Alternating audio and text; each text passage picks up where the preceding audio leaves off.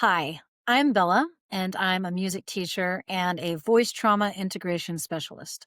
I've spent years training in classical voice, body work, trauma therapy, and sound healing to create methods that help sensitive people reclaim their authentic expression. I'm building The Healthy Singer as a platform to share these evidence based, trauma informed techniques. Let's begin. So, what is nervousness? It's actually the body's way of telling you that something isn't quite right and that you should proceed with caution. But caution about what?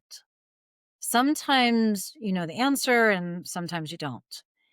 And if you're about to give an important presentation where the stakes are quite high, you will feel nervous, and it will be mainly because you care about the results. And the fear comes from worrying you won't do well. Nervousness reminds you to proceed with caution because so much is riding on the results of your performance. I'm sure anyone in a vulnerable position can relate to that statement, and you can just cut and paste your own personal story into the scenario. And let's say you want to propose to the girl you love, but what if she says no? You you believe you will be humiliated, and it might even end your relationship. So the stakes are high. And because of that, you begin to feel nervous as you imagine all the negative ways that this could play out. But what about performing in front of an audience? Where does that nervousness come from? Well, using the same scenario, the stakes feel high because you don't want to embarrass yourself. But then you ask the question, who cares really if you embarrass yourself? What is the problem with embarrassment? Well, from a biological evolutionary perspective, we can ask why it matters.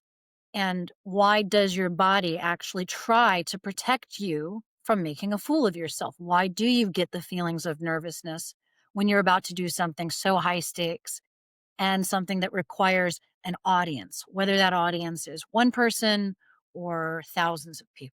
It's the same feeling of nervousness, the same feeling of being afraid to express yourself vulnerably in front of an audience.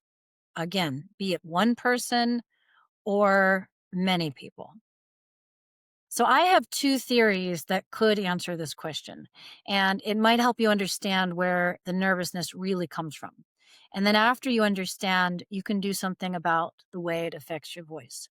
By the way, this is part two in a series that I'm doing, probably a series of 3 videos on how trauma is stored in the voice.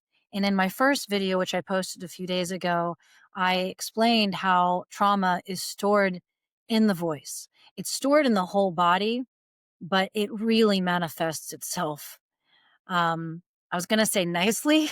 It really does not feel nice at all. In fact, it feels like quite a handicap to feel the trauma in the voice. So, there are two very serious threats that the body remembers from our more primitive times. And they are serious because they have to do with survival. So, try to remember that nervousness is a fear response. And in our body, fear translates as a warning system that there is a threat to your ability to survive. And I know it sounds dramatic, but that's actually very simple. That's a very simple way of looking at what happens to your body when you become nervous. You feeling nervous about the potential for embarrassment, whether it's on stage or in an interpersonal relationship, it's not really about your ego, despite what people have probably told you. It's actually about staying alive. Now, bear with me here and consider two scenarios. In the first one, you have done something that brought shame to your family, your village, or your tribe. So we're going back in time here.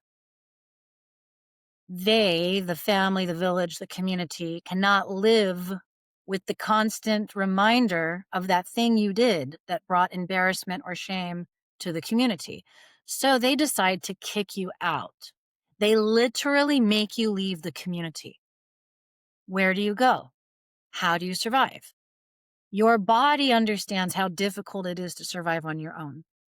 And it's only when that connection to the community becomes threatened that your body understands how high the stakes are. So, whenever you feel the potential for public humiliation, whether again it's one person or 1,000 people, when you feel the threat of potential for public humiliation, it triggers a fear response that has everything to do with survival.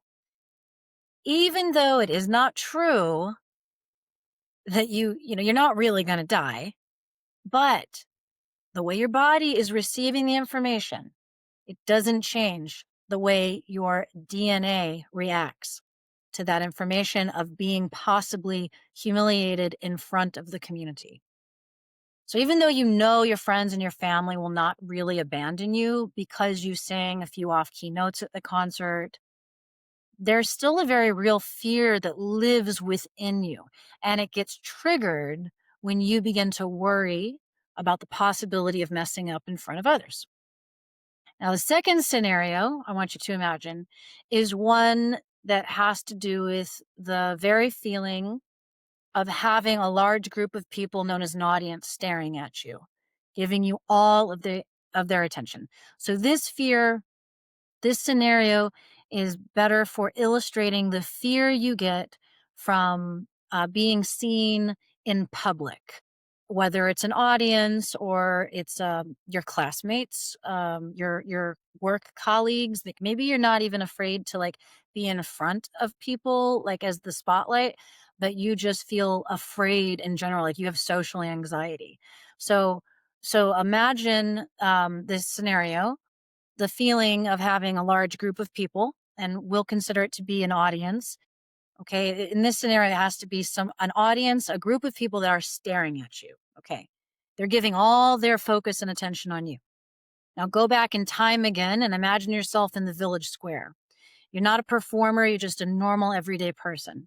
And imagine the whole town has stopped what they are doing and they're all staring at you in silence.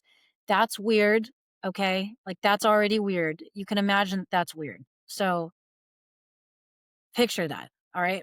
And okay, maybe that's not really enough. Maybe that scenario is not enough to get the butterflies going in your stomach.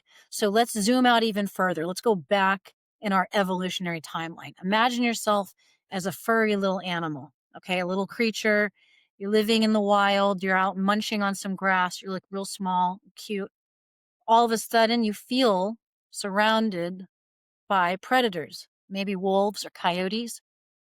And you realize in that moment that you're trapped. You're not going to be able to escape. So, can you see the metaphor here? When you stand before a crowd and the energy is directed at you, it's a very powerful experience. And for a lot of people, that fear, that mob fear, gets triggered because something in their DNA remembers a time when being surrounded by a large group of people, it was not meant as a sign of flattery. Okay, it was not meant. They were not there to see you perform. It was for something much more sinister. And it was a signal that you were about to meet your maker. So these are the two best theories I've come up with to explain what stage fright is, as well as just basic performance jitters. And this, I think this also applies to being vulnerable in your relationships. So whenever you try to speak freely and honestly with the people you care the most about, if they shut you down, put you down, ignore you, criticize you, tell you to shut up, it's going to trigger the same fears of being kicked out of the tribe. So you can probably investigate your own life to find out where your own personal fears of being seen come from. And I want you to hold on to that because we're going to come back to it when I get to the journal prompt. So before we finish up, let's review a little bit from the last video where I told you about trauma that lives in the throat. You may have noticed that your voice changes when you're scared or nervous. Everything can go well in rehearsal, assuming we're talking about a performance situation here. Or even if you're just preparing to talk to somebody about something important, you may have rehearsed it in your mind and everything goes really well in your practice sessions. And you feel like, yeah, I got this, I can do this. But once you're faced with that mob, or I mean, like the audience, once you're faced with the audience, something switches and your voice changes. It may get tight, it may raise, it may become higher in pitch. You may even struggle to make sounds. You may not even be able to make the sounds. You may forget what words are. This happens to a lot of people with severe social anxiety and people who have been through a lot of emotional abuse, people who have been in manipulative types of abusive relationships.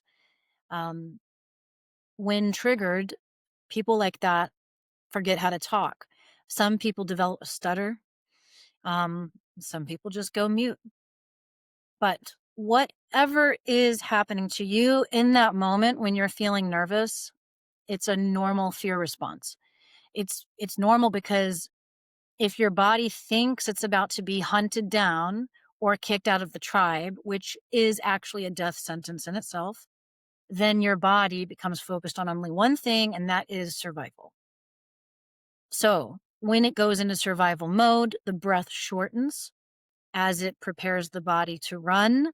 Adrenaline pumps through your body to help to move fast. You know, you have to run really fast if you're going to outrun a tiger. And even though that's not literally what's happening, your body is responding as if something like that is about to happen. So your adrenaline is pumping and your heart is increasing because your body is like, let's go, let's go, let's go. And it's ready to run. And while this is happening, your breathing becomes shortened, your chest tightens up, it affects your throat. The muscles around your throat begin to tighten. So the body is only focused on deciding if it's going to run, fight the enemy, or completely freeze, play dead, or fawn.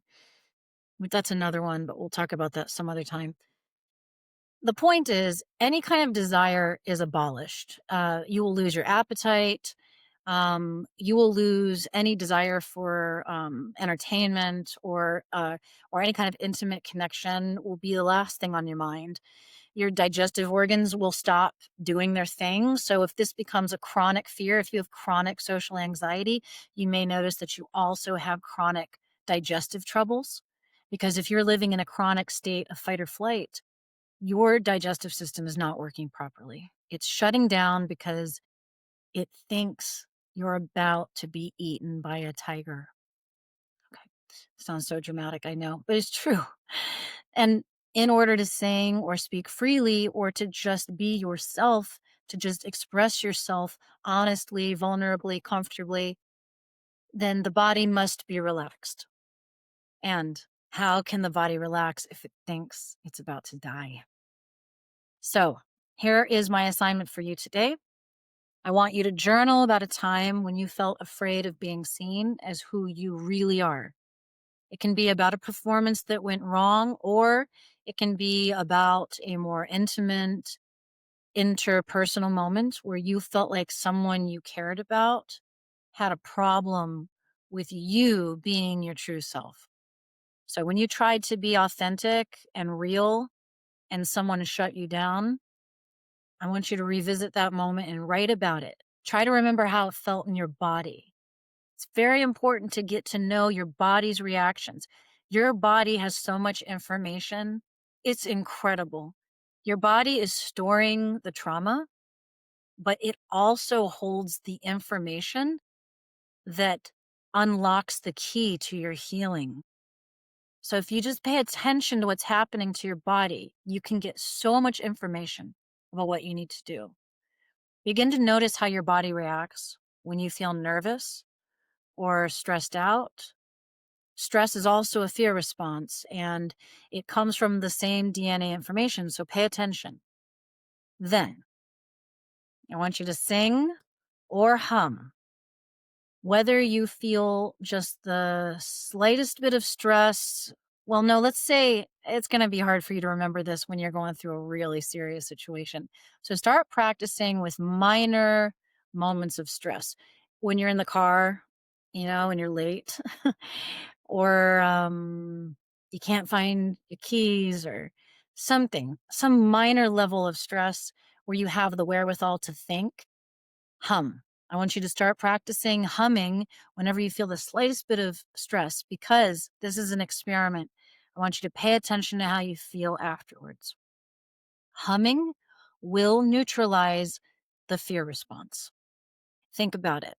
If you were an animal in the woods and you were being chased by a lion, and all of a sudden you just you stopped for some reason and you started humming, what would your body assume is happening? If your body is taking in all this information based on your responses to the external stimuli, and you stopped running and you started humming, what would your body assume is happening? Your body would assume that you're safe and that you got away from the predator. And so all of those fear responses, the restricted breathing, the heart racing, the tight throat, would all go back to normal. And there is more that we can go into on that. It's very scientific. I know some of you love scientific evidence, and there's plenty of it. It has to do with the vagus nerve, and humming stimulates the vagus nerve. But I'm going to save that for the next video.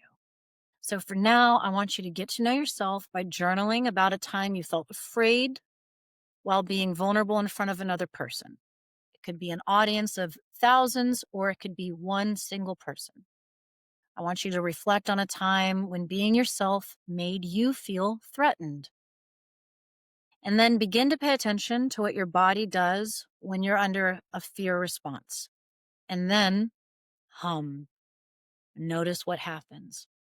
All right, I hope that this video helped you to free your voice and get comfortable with your true expression.